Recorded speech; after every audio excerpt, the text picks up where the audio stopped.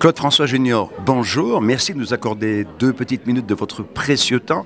Seconde visite à Liège pour la concrétisation d'un projet assez ambitieux, une exposition dédiée à votre papa. Alors, votre sentiment à la découverte de ce petit trésor? Paris, relevé et réussi. J'étais déjà assez fasciné par la qualité de l'expo Golden 60s à l'époque. Et c'est vrai que quand je suis venu il y a 2 mois, je crois, on a évoqué cette idée de rajouter à la fin une expo dédiée à mon père. Et en très peu de temps, il faut dire qu'ils ont le concours de collectionneurs qui sont très bien équipés, mais en très peu de temps, ils ont réussi à mettre en scène cette expo. Et là, on est dans la représentation du bureau de podium, et c'est exactement ça. C'est-à-dire qu'on pourrait y avoir traîné des après-midi entières. Je retrouve tous ces objets, la planche pour les photos. Enfin, voilà, c'est vraiment fait avec beaucoup d'esprit, de professionnalisme. Et je me régale, quoi. C'est très complet, très pro. Donc, une véritable émotion pour vous? Ouais, une véritable émotion. Et puis, encore une fois, pour moi, et j'imagine, parce que je me positionne toujours sur les gens qui ne connaissent pas forcément. Et la mise en scène est ludique. Et ça représente bien les différentes facettes du personnage, que ce soit l'artiste ou l'entrepreneur. Puisqu'encore une fois, là, on est dans les bureaux de podium. Il y a la loge derrière. Il y a des images... des images d'archives télé, enfin, du coup c'est assez complet, c'est multimédia, c'est vraiment agréable, quoi. C'est vrai qu'à l'heure de l'informatique, comme nous sommes maintenant, on peut parler de votre père comme étant un homme multitâche, parce qu'il avait divers talents comme chef d'entreprise et comme artiste. Il arrivait facilement à conjuguer les deux. Facilement, je ne sais pas, mais en tout cas, il le faisait, il était entouré, et c'était un homme d'image, ça c'est certain. Que ce soit dans sa mise en scène à la télévision avec les Claudettes, les costumes, ou le fait d'avoir un journal, une agence de mannequins, enfin voilà, c'est quelqu'un qui raisonnait vraiment sur l'image et qui avait compris que la télévision allait devenir un média d'avenir avant tout le monde. Et aujourd'hui, c'est vraiment ce qui reste le plus avec les photos, quoi. Journalisme photographique, 40 ans de photos dédiées au sport et à la variété, et le privilège, oserais-je dire, de participer indirectement à cette exposition dédiée à Clo-Clo. Alors, Émile, quel effet cela vous fait-il d'être ici représenté par vos différentes œuvres? Déjà, elles sont très bien présentées, en plus dans la loge de l'époque, ce qui n'est pas mal du tout. J'étais pas vraiment fan de Claude François en tant qu'homme, mais par contre, ces spectacles, je trouvais ça fabuleux. C'était un précurseur et c'était absolument extraordinaire. Donc, les photos, fatalement, devaient être que spectaculaires. Alors, j'imagine que toutes les photos que vous avez faites des spectacles de Claude François ne sont pas exposées ici, mais en dehors de cela, je pense qu'il y en a qui viennent du Forum à Liège, du Country Hall, et en parlant du Country Hall, je crois que vous avez un petit souvenir assez particulier. Oui, c'est un souvenir assez cocasse. Je me rappelle que j'étais en train de satisfaire un besoin naturel, comme on dit. La porte s'ouvre et je vois arriver à côté de moi un monsieur en paillettes. Évidemment, c'était Clo-Clo, bien sûr. Un molosse dans le dos me fait... Ça voulait tout dire, je n'avais pas un mot je ne pouvais rien lui dire. Nous avons fait ça ensemble, on s'est regardé, on a fait un petit clin d'œil, on est sortis.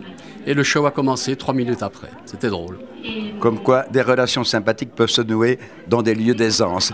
Émile Dessiné, nous allons continuer la visite de cette splendide exposition que l'on découvre, tout comme vous d'ailleurs aujourd'hui.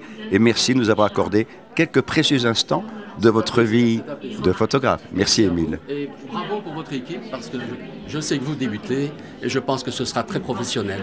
Je vous souhaite bonne chance. Bonjour, André Torrent, inutile de le présenter. Il est présent ici dans le cadre de l'exposition dédiée à Claude François à Liège, dans le prolongement de l'expo Golden 60s.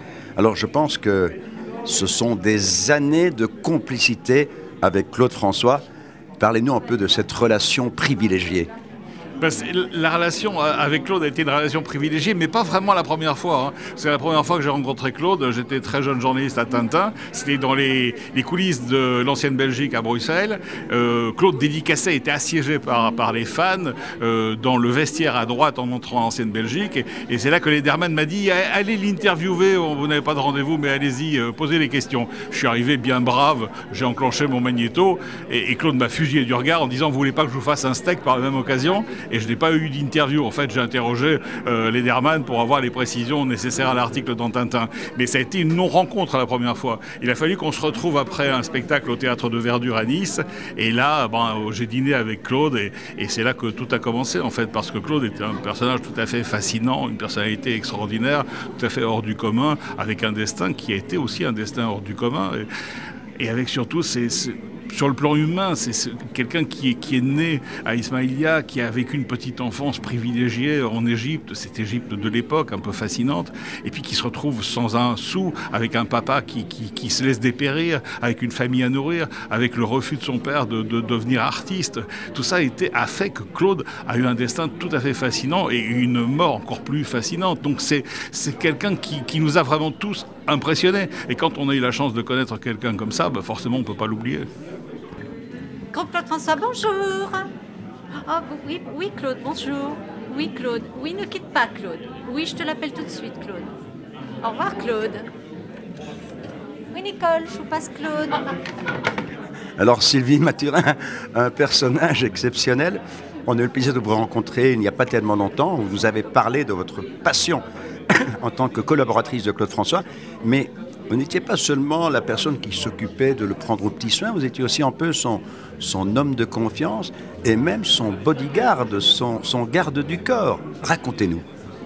Oui, effectivement, j'étais bien jeune pourtant à l'époque, mais j'avais une telle énergie et surtout une telle volonté de le protéger et de prendre soin de lui et toujours répondre à ses besoins que vraiment j'étais plus efficace qu'un garde du corps qui pesait 130 kilos. Et d'ailleurs, Claude, un jour, a renvoyé son garde du corps et m'a mise devant la porte pour garder la loge en lui disant « Elle est bien plus efficace que toi avec ses 50 kilos. » Voilà. Donc, effectivement, j'avais... mais c'est vrai que quand on aime, on a une énergie en soi, on est... Enfin, voilà, quoi, il n'y a pas de limite. Mais vous parlez justement, vous dites quand on aime, je vous interromps, mais des groupies, vous avez dû en chasser quand même de devant la loge de Claude. Est-ce qu'il n'y avait pas un peu une part de possessivité là-dedans ? Oui, parce que moi, bien sûr, j'avais été fan avant, j'avais été dans la même situation qu'elle, je l'avais suivie, j'avais tout tenté pour l'approcher moi aussi. Donc, et là, je me retrouvais à le protéger et à rejeter un petit peu ces démonstrations d'amour et quelquefois c'était un peu violent parce que quand il sortait de scène et puis il y avait des moments où il fallait le laisser tranquille, ne pas trop lui sauter dessus. Quand il sortait de scène après 1h30, 2 heures de spectacle, il avait besoin de se reposer, il avait besoin de calme. Et quand les fans étaient encore dans l'hystérie du concert et qu'elle courait vers lui pour la gripper, le toucher, le caresser, il fallait que je sois réactive à ce moment-là et moi toute seule faire barrage et le protéger parce que je savais qu'il était vulnérable à ce moment-là. Et je savais qu'il... voilà... Un groupe de filles trop hystériques, trop violentes pouvait le faire basculer, le faire tomber, le blesser. Et moi, mon rôle, c'était de le protéger. Donc là, j'avais une énergie... Sylvie Mathurin, en guise de conclusion, moi j'aimerais vous dire tout simplement merci. Merci parce que grâce à cette passion, je veux dire à cet amour et à votre immense collection, nous avons pu en profiter ici à Liège à l'occasion de l'inauguration de l'exposition dédiée à Claude François.